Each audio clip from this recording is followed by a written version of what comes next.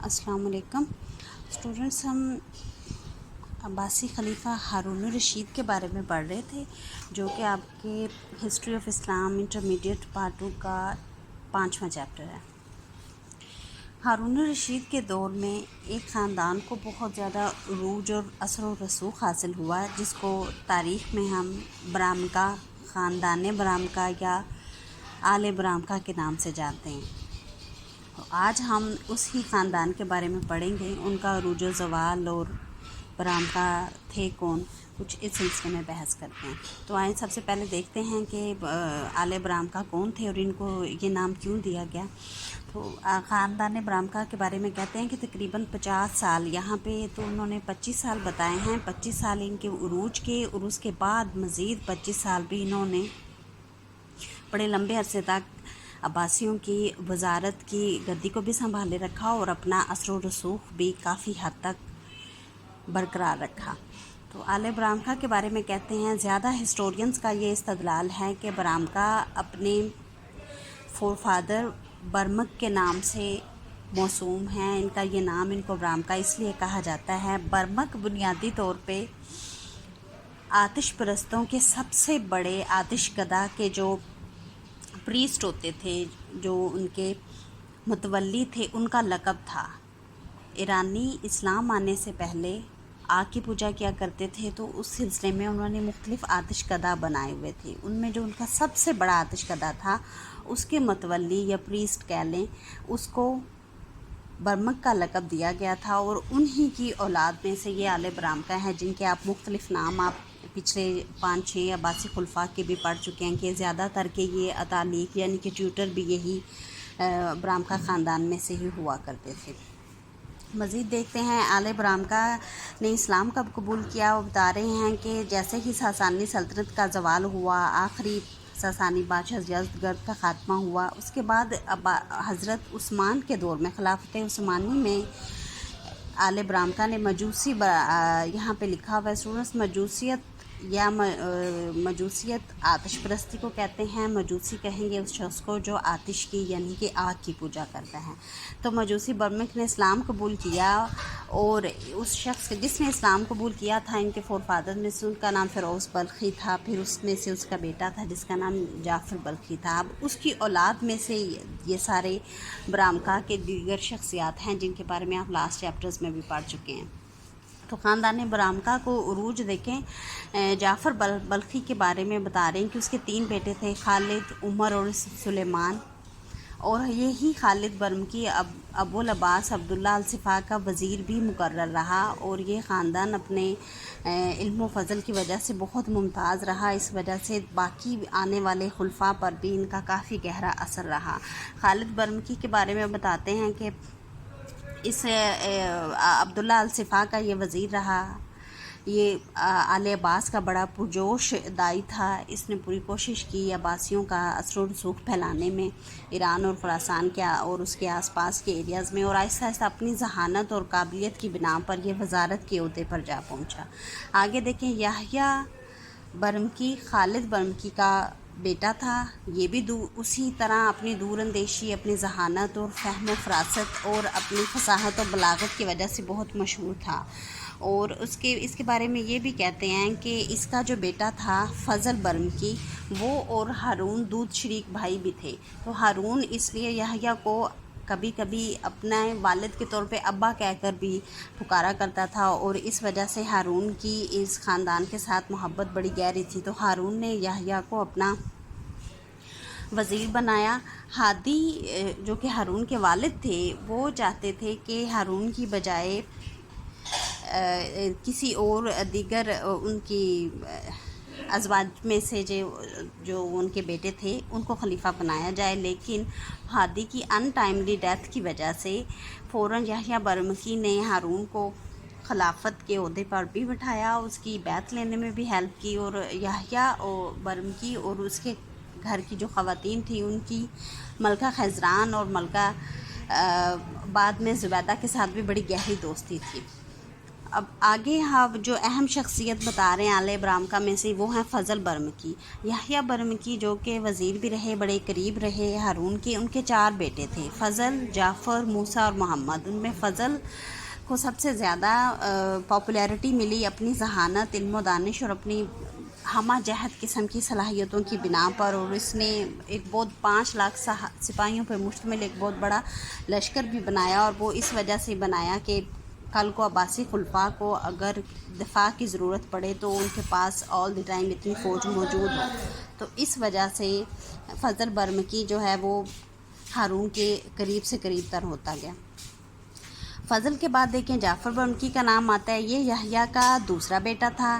اس کے بارے میں بھی بتاتے ہیں کہ یہ اپنی ذہانت اور اپنی فصاحت و بلاغت کی بنا پر عوام میں بھی اثر و رسوخ رکھتا تھا، اور اس کو بھی بعد میں، اور اس نے قاضی ابو یوسف سے علم بھی حاصل کیا، اور ہارون کی اس سے زیادہ بنتی تھی، اس لیے اس نے فضل کی بجائے جعفر کو اپنی وزارت کا عہدہ دے دیا۔ برامکا کی خدمات کے بارے میں دیکھتے ہیں، یہ کچھ اہم شخصیات تھیں اس خاندان کی۔ آل برامکا کی خدمات کے سلسلے میں یہ ایک بہت بڑا آنر ہے اس خاندان کے لیے کہ آپ لاسٹ چیپٹرز میں ہم نے بڑے ڈیٹیل میں پڑھا ہے کہ ہارون الرشید کے زمانے کو عباسیوں کا سنہری زمانہ کہتے ہیں۔ اس سلسلے میں آپ استدلال سے بحث کریں، دلائل دیں، اور اس سلسلے میں آج اس کو کنٹینیو کریں اس کے ساتھ کہ ہارون الرشید کے زمانے کو سنہری زمانہ کہنے میں بہت بڑا ہاتھ خاندان برامکا کا بھی ہے۔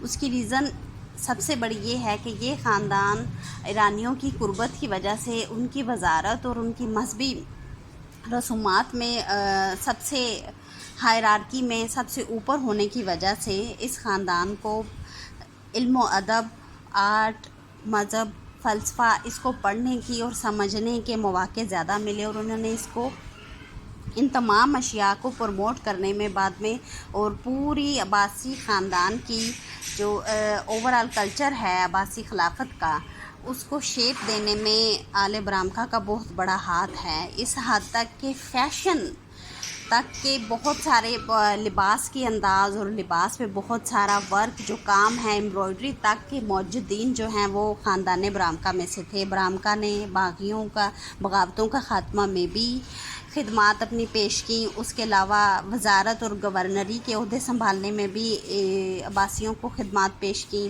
فارسی زبان و ادب اور علم و ادب کی خوب آبیاری کی، ایرانی تہذیب و تمدن کو کافی حد تک پروموٹ کیا، اور ان کی وجہ سے ایرانیوں کا جشن نوروز جو ہے وہ زیادہ جوش و خروش کے ساتھ منایا جانے لگا۔ ڈیبیٹس میں بھی، فصاحت و بلاغت میں بھی آل برامکا کا بڑا ہاتھ تھا، اور یہ جو مناظرے اس کے بعد میں بھی شروع کیے گئے، ان میں بھی ایک بہت بڑا کنٹریبیوشن خاندان برامکا کا بھی شامل ہوتا ہے۔ تو اس لحاظ سے ہم کہہ سکتے ہیں کہ ہارون کے دور کو سنہری زمانہ کہنے میں اس کے برمکی وزراء کا بہت بڑا ہاتھ ہے، ان کی سروسز کا، ان کی خدمات کا۔ اب برامکا کے انجام کے بارے میں دیکھتے ہیں، وہ بتا رہے ہیں کہ ہسٹری میں آپ یہ دیکھیں کہ یہ لیسنز ہیں کہ جتنی جلدی سے ان کو عروج ملا، اس سے کہیں زیادہ تیزی کے ساتھ یہ زوال کا شکار ہوئے، اور اس کے زوال کی، اور یہ ان میں سے بہت سے، جعفر کو خود ہارون نے قتل کروا دیا تھا، اس کے بعد بہت سارے جو دیگر آل برامکا کے افراد تھے ان سب کو قید کروا دیا گیا تھا۔ تو ہم دیکھتے ہیں کہ ان کے زوال کے اسباب کیا تھے۔ سب سے پہلی بات یہ کہ آل برامکا نے غیر معمولی حد تک اقتدار اپنے ہاتھ میں کر لیا، ان کا اثر و رسوخ اتنا بڑھ گیا تھا کہ خلفاء کو لگتا تھا کہ ان کی پاور اور ان کا عوام میں جو انفلوئنس ہے وہ ہمارے لیے کل کو چیلنج ثابت ہوگا، تو اس لیے ہارون نے خاندان برامکا کا مکمل طور پہ خاتمہ کروانے کا سوچا۔ پھر انہوں نے ملک کے خزانے پہ ان کا کنٹرول تھا کیونکہ وزارت ان کے ہاتھ میں تھی۔ پھر ان پہ ایک بہت بڑا الزام یہ لگتا تھا کہ انہوں نے نیپوٹزم کو، فیورٹزم کو، یعنی کہ کنبہ پروری یا جس کو مکربہ پروری کہتے ہیں، اس کو پروموٹ کیا، اور اپنے خاندان کے یا ایرانیوں کو زیادہ جابز میں اور ان کو زیادہ پروموٹ کرنے کی کوشش کی، جس کی وجہ سے عربی اور دیگر ایتھنیسٹی کے لوگ جو تھے وہ ان کے خلاف شکایات لے کر خلیفہ کے پاس جایا کرتے تھے۔ پھر انہوں نے اتنا زیادہ اقتدار اپنے ہاتھ میں کر لیا، اثر و رسوخ کے اس کے نشے میں بہت سارے خلفاء کے اقدامات یا فیصلے ہیں ان کو ماننے سے انکار کرنا شروع کر دیا تھا، اور عباسیوں کو چونکہ فاطمیوں اور علویوں سے چڑ تھی، کیونکہ انہیں یہ خدشہ تھا کہ ہم نے یہ تحریک علویوں سے چھینی ہے، تو اس وجہ سے کبھی بھی ہماری خلافت کے خلاف اگر بغاوت اٹھے گی تو وہ علوی اٹھائیں گے۔ اور برامکا نے یہ کیا کہ انہوں نے فاطمیوں اور علویوں کے ساتھ اپنی ہمدردیاں بڑھانا شروع کیں، اور اس کا باقاعدہ معاشرتی لیول پہ، معاشرتی سطح پہ اس کا اظہار بھی کیا، جو کہ خلیفہ ہارون کو کھٹکنے لگا تھا۔ پھر برامکا کی ایرانیت پسندی، ایرانی کلچر ہے، فارسی زبان ہے، فارسی اٹھنا بیٹھنا ہے، دربار میں اس کا اتنا زیادہ اثر و رسوخ کا ہو جانا، دیگر عربوں کے لیے اور شامی اور عراقی یا مصر سے لوگ تھے، ان سب کے لیے یہ ایک پرابلمیٹک کنسرن تھا۔ برامکا کی آزاد خیالی، اسلام میں بہت سارے فلوسوفیکل پیٹرنز جن کی اسلامک اقدار و نظریات میں ممانعت ہے، یہ جن پہ بحث کرنا پسند نہیں کیا جاتا، برامکا نے اس کو خوب پروموٹ کیا۔ کہتے ہیں کہ ہادی کے دور میں الحاد و زندگی کی جو تحریک تھی اس کو پھیلانے میں بھی، اور فلوسوفیکل قسم کی دیگر ڈیبیٹس کو پھیلانے میں برامکا کا بہت بڑا ہاتھ تھا۔ اور پھر ان کی دولت، ظاہر جتنی انہوں نے دولت اکٹھی کر لی تھی اس سے ہارون کو کنسرنز ہونا شروع ہو گئے تھے۔ پھر دیکھیں ملکہ زبیدہ امین کو جانشین مقرر کرنا چاہتی تھی، لیکن جعفر برمکی چاہتا تھا کہ مامون کو جانشین مقرر کیا جائے، جس کی وجہ سے ملکہ زبیدہ ان کے خاندان کی خواتین سے ناراض ہوئی، اور الٹیمیٹلی اس نے ہارون الرشید کے کان بھرنے شروع کیے، اور یہ بھی ایک فیکٹر تھا کہ وہ ان سے بدظن ہوتا گیا۔